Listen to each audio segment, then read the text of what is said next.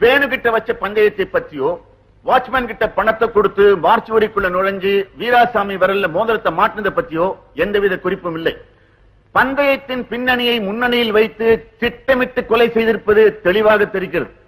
அது மாத்திரமில்லை, மோதிரத்தில் இருந்தது ஓ குரூப் ரத்தம்.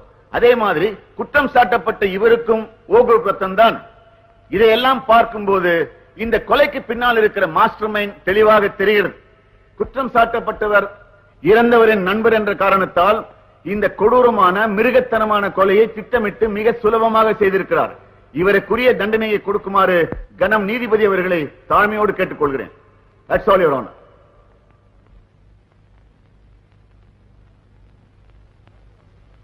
Your Honor, தனது அறையில் தன்னுடன் தங்கியிருக்கும் நண்பனை கொலை செய்ய வேண்டும் என்று எனது கட்சிக்காரர் நினைத்திருந்தால் அதற்கு எத்தனையோ சுலபமான வழிகள் கிடைத்திருக்கும்.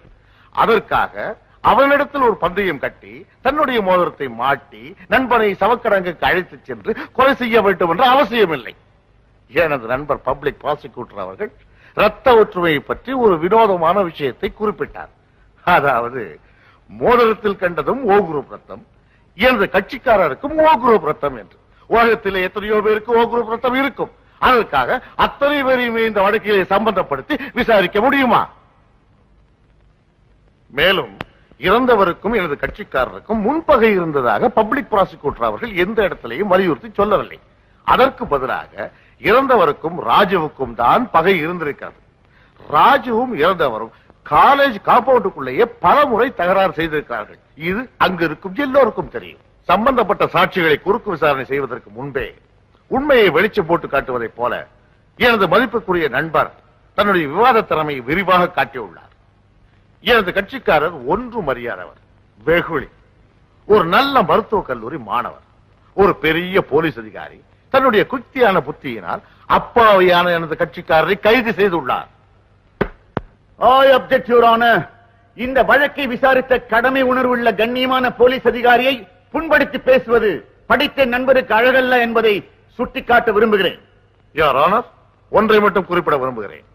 தாயையும் குழந்தையும் வேண்டுமென்றே பிரித்து வைத்த ஒரு விவகாரம் பிடித்த போலீஸ் அதிகாரியின் பஞ்சம் தீர்க்கும் படலத்தின் விளைவுதான் இது. I again object, Your Honor. வழக்குக்கு சம்பந்தப்படாத சொந்த பிரச்சனையை இங்கே கொண்டு வந்து குழப்புவது கண்டிக்கப்பட வேண்டியதாகும். வழக்குக்கு சம்பந்தம் இல்லாத விஷயங்களை பேச வேண்டாம் என்று இரு தரப்பினரையும் கேட்டுக்கொள்கிறேன். சாட்சிகளை குறுக்கு விசாரணை செய்யலாம்.